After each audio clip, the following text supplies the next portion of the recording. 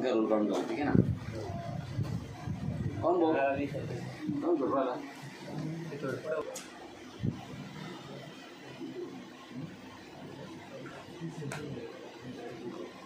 नको आपल्याला.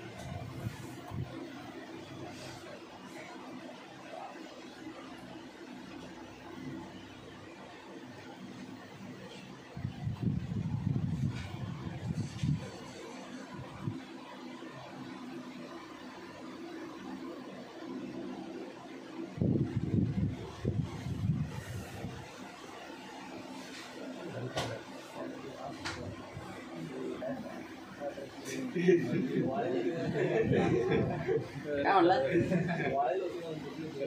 वाळेल तरी दादा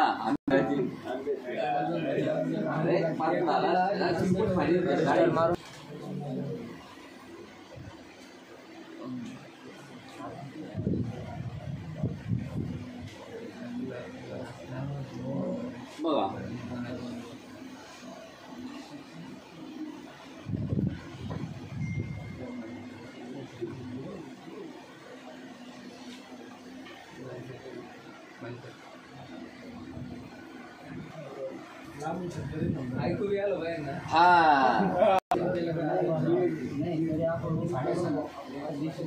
बघा ज्याला असं वाटतं 100 लिहिलं नाही गेलं पाहिजे त्यांना गुपचूप गुमान राहायचं, बस संपला. हा तू गुपचूप राह. नाही आता नको मला, आता मागे आता लागत नाही मला.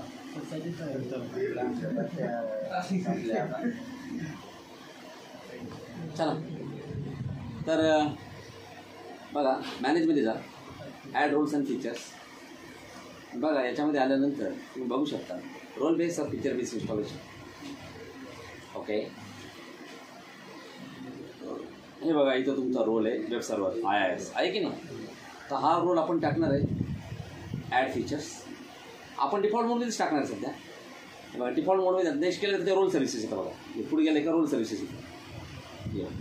याच्यामध्ये बघा वेगवेगळे सेक्शन आहे. जसं बघा कॉमन HTTP फीचर्स, त्याच्यानंतर हेल्थ अँड डायग्नोस्टिक हा एक आहे याच्यामध्ये रोल सर्व्हिस, परफॉर्मन्स, सिक्युरिटी आणि त्याच्यानंतर ॲप्लिकेशन डेव्हलपमेंट. हे 4-5 याच्यामध्ये कॅटेगरीजमध्ये वेब सर्वर रोल आहे. त्याच्यानंतर FTP सर्व्हरमध्ये येतं FTP सर्व्हिस आणि FTP एक्सटेन्सिबिलिटी. आपण FTP घेत नाही सध्या. त्याच्यानंतर मॅनेजमेंट टूल्समध्ये येतात IIS 6 मॅनेजमेंट कन्सोल. आता तुम्ही सांगा IIS टाकू राहिलेत आणि त्याला मॅनेज करायला जर कन्सोलच नसेल तर मला मॅनेज कसं करणार IIS तुम्ही, बरोबर आहे की नाही. तर कन्सोल आणि तुम्ही हाही घेऊ शकता IIS 6 मॅनेजमेंट कंपॅटिबिलिटी. म्हणजे याच्या अगोदरचे जे व्हर्जन होते विंडोज सर्व्हर 2003 त्या काळी IIS व्हर्जन 6 होतं. तर मग IIS 6चे मॅनेजमेंट कन्सोल जुन्या ऑपरेटिंग सिस्टममध्ये तुम्हाला जर मॅनेज करायचं असेल तर तुम्ही IIS 6 मॅनेजमेंट कंपॅटिबिलिटी घेऊ शकता. ठीक आहे. IIS management scripts and tools पण आहे आणि मॅनेजमेंट सर्व्हिस पण आहे. तर याच्यामध्ये बघा आपण मॅनेजमेंट टूल्स फक्त आपल्याला IISचे लेटेस्ट व्हर्जन 1.0 त्याच्याबरोबर कंपॅटिबिलिटी भरपूर झाली आपली. त्याच्यानंतर कॉमन HTTP फीचर्समध्ये काय डिफॉल्ट डॉक्युमेंट. डिफॉल्ट डॉक्युमेंट म्हणजे काय, कोणती वेबसाईट जे असतं ना त्या वेबसाईटचं होम पेज जे असतं त्या होम पेजला आपण डिफॉल्ट डॉक्युमेंट. आता तुम्ही बघा तसं www.yahoo.com तुम्ही वेबसाईट जर उघडली तिचं होम पेज तुमच्यासमोर कोणतं पेज येतं, होम पेज. आता होम पेज म्हणजे काय, त्यांचं डिफॉल्ट डॉक्युमेंट आहे.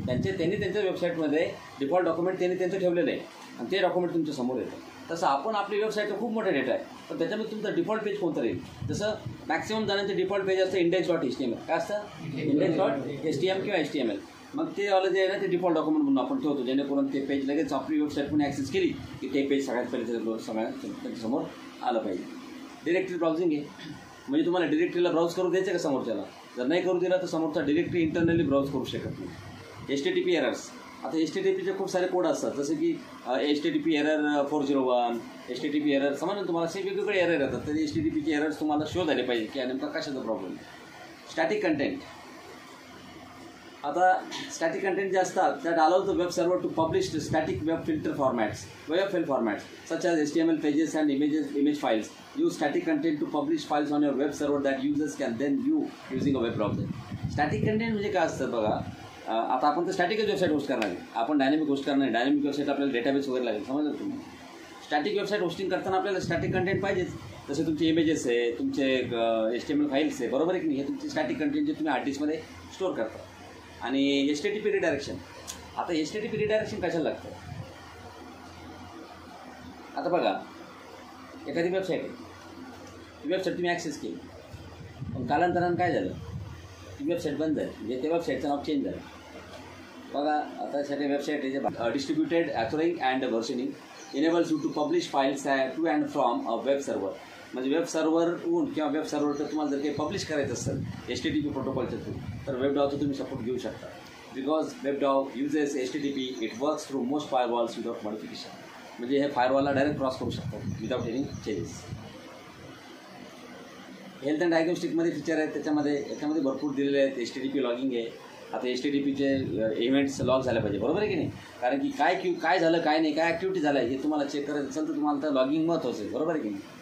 कस्टम लॉगिंग तुम्ही करू शकता, लॉगिंग टूल्स वापरू शकता, ODBC वापरू शकता तुम्ही, ओपन डेटाबेस कनेक्टिव्हिटी, बरोबर आहे की नाही. ODBCचे खूप सारे क्लायंट टूल असतात, बरोबर आहे की नाही. त्याच्यानंतर रिक्वेस्ट मॉनिटरिंग टूल, हे सगळे जे आहे ना हेल्थ अँड डायग्नोस्टिक, म्हणजे काय वेब सर्व्हिसमध्ये काय होतं आहे, काय नाही, याचं तुम्हाला ट्रॅक करायचं असेल तर ते ट्रॅक करण्यासाठी तुम्हाला वापरू शकता. परफॉर्मन्स आहे static content compression and dynamic content compression. त्याच्यामध्ये आपण स्टॅटिक कंटेंट कॉम्प्रेशन घेतलं आहे. Static content compression provides infrastructure to configure HTTP compression of static content. This allows more efficient. आणि नेक्स्ट